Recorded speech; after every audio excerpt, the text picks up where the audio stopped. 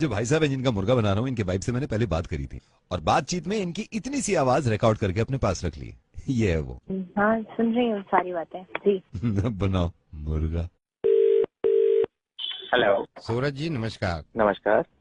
सूरज जी मैं आपके 2 मिनट लेना चाहूंगा। कैसी संस्था से बोल रहे हैं? मैं शॉर्ट में आपको बता दूं, इस संस्था को हम शुरू करना चाहते हैं। मैं थोड़ा सा आपको ये समझाना चाह रहा हूँ, हस्बैंड वाइफ का जो रिश्ता होता है ये बड़ा अच्छा रिश्ता होता है। तो कौन बोल रहे हैं सर?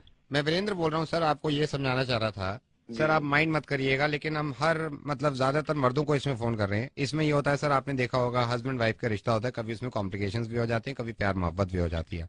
इसका असर ये पड़ता है कि कॉम्प्लिकेशंस होने के बाद वाइफ के पास ज्यादा पावर होती है, उनके लिए वुमेन सेल भी बने हुए हैं, उनके सारे सुनते हैं, लेकिन मर्दों के सुनने वाला कोई नहीं है, मर्दों के सुनने वाले बहुत कम है।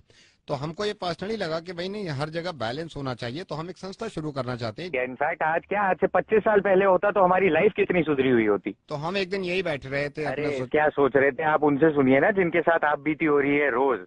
आप बताइए कौन से कानून में लिखा है ये कि हस्बैंड जो है अपनी बीवी से दब के रहे सिर्फ इसलिए कि उनके विमेन सेल बने हुए हैं और हम कुछ बोल नहीं सकते? नहीं, हमको लगा कि भाई ये करनी चाहिए चीजें। तो यार ये होना तो बिल्कुल चाहिए। ये कोई भगवान के कही हुई बात थोड़ी ना है कि बीवियां गलती नहीं कर सकती। आप मेरे घर आके देखिए, आप मेरे घर में आके एक दिन रह जाइए, एक दिन में 50 गलतियां ऐसी करती है मेरी बीवी, मैं बता नहीं सकता आपको कैसी हालत हो जाती है मेरी। लेकिन कोई बोले भी तो कैसे बोले। अब 3 दिन पहले की बात बता रहा हूँ मैं आपको। 3 दिन पहले ऑफिस से आने में लेट हो रहा था मैं, तो मैंने बस फोन करके अनीता को इतना कह दिया कि मैं खाना ऑफिस से खा के आऊंगा। झांसी की यानी गुस्सा आता है तो कभी कुछ नहीं देखती। तो आपको कहीं ना कहीं लगता होगा कि भाई कोई आपकी भी सुनने वाला होना चाहिए, ये भी तो है ना? बिल्कुल होना चाहिए। हम कहाँ जाएं, किसके सामने जाके रोएं अपना रोना? तो नहीं, ये तो है कि अनीता जी जैसे ऐसे कह रही हैं आपसे। अरे अनीता जी का आपको पता है मूड जब खराब होता है तो कैसे बिहेव करती हैं। उनसे जाके अगर प्यार से एक बार पूछ लो कि अनीता हुआ क्या, बता तो दो, तो फिर तो बोल देंगी कुछ नहीं हुआ, कुछ नहीं हुआ। और अगर हम फिर चुप होके बैठ जाए, भाई पूछ लिया एक बार, नहीं बता रही तो नहीं बता रही, तो उसमें फिर अलग गुस्सा कि पूछोगे नहीं क्या हुआ। मैं नहीं जानता आप शादीशुदा हैं कि नहीं। मैं कह रहा हूँ आप शॉपिंग गए हैं कभी अपनी बीवी के साथ? 7,375 चीजें देखेगी और उसमें से एक चीज लेके आएगी, एक। अब मुझे बताओ, अगर लेना नहीं था तो देखने की क्या जरूरत थी? अब मेरे ख्याल से तो जब इतनी शिकायतें हैं तो अनीता जी को तो ये खुद बताने देना चाहिए ना।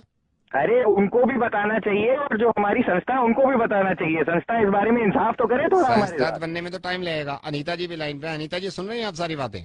हाँ, सुन रही हूँ सारी बातें जी।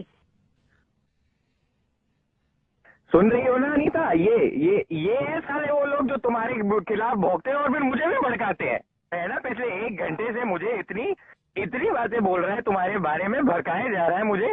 अरे मैंने तो बोला मैं अपनी शादी से बिल्कुल खुश हूँ। मुझे क्या समझाना चाहते हो यार तुम? इनको बोलो साले अपनी संस्थाएं शुरू ही क्यों करते हैं, बंद करें, ये फोन करना बंद करें हम लोगों को, हमारी जिंदगी खराब करने पे तुले ये। सुन रही हो ना अनीता तुम? मेरा प्यार तुम्हारे लिए है अनीता, तुम्हारे मेरे बीच में है, मियाँ बीवी का प्यार है ये संस्था वालों को क्या लेना देना है इससे? मेरी बीवी मुझे मारे अगर या गाली दे या कुछ भी करे, लोगों के सामने बेइज्जत करे, उसमें भी उसका प्यार छुपा है। भाई तुम्हें क्या लेना देना है उससे? तू सुन मेरी बात अभी साले, इतनी देर से मेरा दिमाग खराब किए जा रहा है। तू कुआरा ही लगता है मुझे, है? बीवी है नहीं तेरी जिंदगी में, जलन मच रही है तो जिनके पास है उनकी भी जिंदगी खराब कर दे तू। सुन रही हो ना अनीता तुम? ये वो बीवी है जो मेरे लिए व्रत रखती है, मेरी लंबी उम्र के लिए, अपनी पति की उम्र के लिए, कि उसके साथ हमेशा साथ रहे, उसे प्यार करे। सुन रही हो ना अनीता तुम साले कभी समझोगे नहीं इस औरत की मेरी जिंदगी में क्या वैल्यू है।